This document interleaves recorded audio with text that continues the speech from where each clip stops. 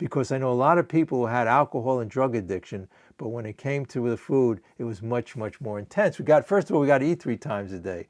And the other thing I always mention on the meetings, and we talk about, is the big corporations and what they're doing to us. We were brainwashed since children that this food was going to be our higher power. And so all day long we're obsessing about it, we're making a higher power of food. Anything material, whether it's success, money, doesn't work because we can't see the truth from the false, because the truth is everything out there in the universe and feeling the power coming in. It's not being finite. It's not a plate of food. It's not money, or it's not all of these material simple things. These gluttony being one of them, and all of these things in life that we choose to think is going to bring us happiness don't, because it keeps us really small thinking, and we can't really enjoy. We can't look when I was sitting in my car and I had food in my mouth and I was driving. I didn't enjoy nature. I didn't look out and see what a beautiful day it was. I didn't see comprehending with people. I went to an affair. It was all about the food. So there's one thing, like, I was miserable. And with material things of the flesh, you never get enough. So I know I'm going through a lot of things here, but it all comes down to one thing: the surrendering, which I had as a topic. So we'll intuitively know the 9-step promises says.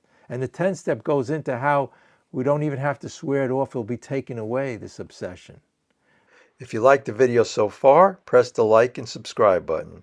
But what you have to do is to get centered in a spiritual.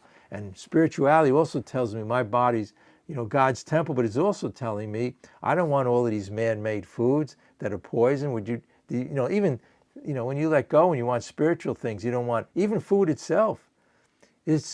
People fast in religion and philosophies because they realize the food, they'll eat enough to sustain themselves, but we're living, it's the whole thing about us is the food, and we obsess about it. We should eat to live, not live just to eat.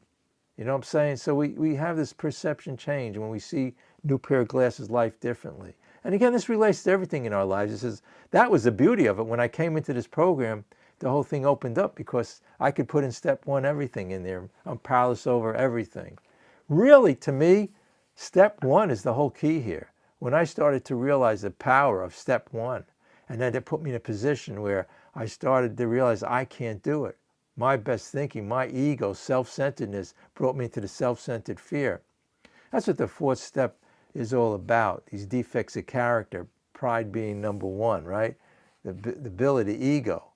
The ego says, I want more. I got a great idea. I'll eat all of this food. I got a great idea. I'll be successful, make all of this money. I'll win the lottery. Never worked. So we have an answer. It's amazing to all our problems in life. It really is. When you let go, listen, when you think and you have a problem, it says resentment's the number 1 problem. Most of the time it's related to people. Think about it. And your relationship to people. But when we rise above that and we see life differently, that it's not about all of these everyday things. And I always love the phrase, it's funny how things you heard really as a kid were really pertinent and important. It says, sticks and stones will break my bones, but names will never harm me. And I think that's kind of corny, but it's true. We go through life fearing what people are going to say. I go to work and, God forbid the boss tells me what to do at the job, or somebody else at the job is gossiping about me, or somebody in my family, whatever it is. If you liked the video so far, press the like and subscribe button.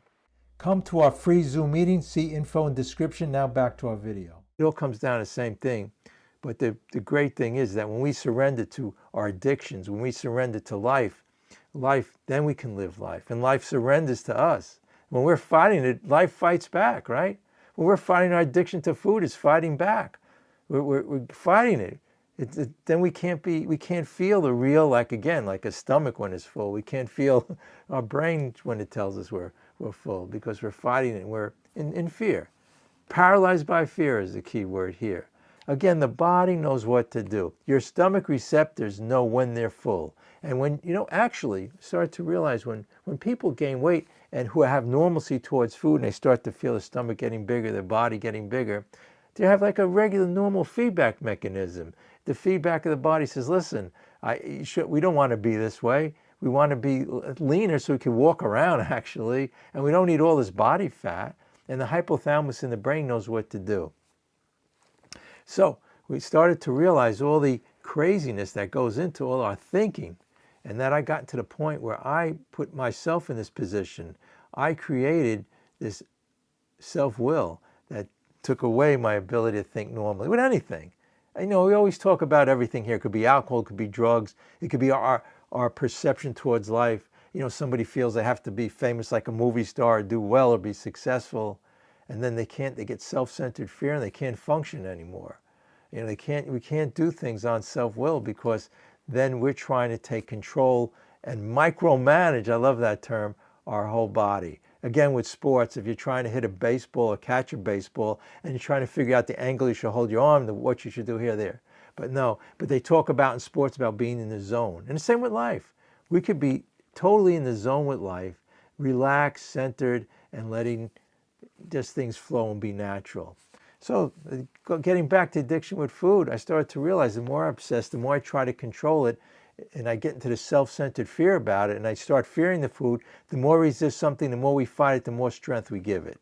So the whole perception change came in when I started to work these steps. By the way, I was in AA, and here we talk about all addictions. You could talk about whatever you want, but I know a lot of people hear about the food addiction and OA, Overeaters Anonymous, and in that, I started to realize that really, really, truly brought me closest to the steps. You know what I started to realize? I started to realize that normalcy towards food, like you take a normal person who has, well, I'm talking about food, it could be towards anything in life. They have given up their own self-will. In other words, they just let it go, and they let the body or the mind or the hypothalamus, since we're talking about food most of the time here, take over. When we really think about it, when we surrender, and this is what this whole program is about, and we want to get to a point of normalcy, is when we let go. And interestingly enough, and more about alcoholism on page 30 in the big book, it explains just this. Come to our free Zoom meeting, see info and description. Now back to our video.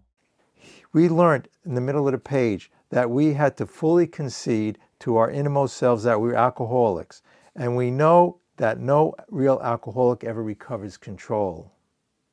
The delusion that we are like other people, or presently maybe, has to be smashed. So our thinking isn't like other people. And then I start to realize, but other people don't think about it and don't obsess about it. It's an obsession towards food.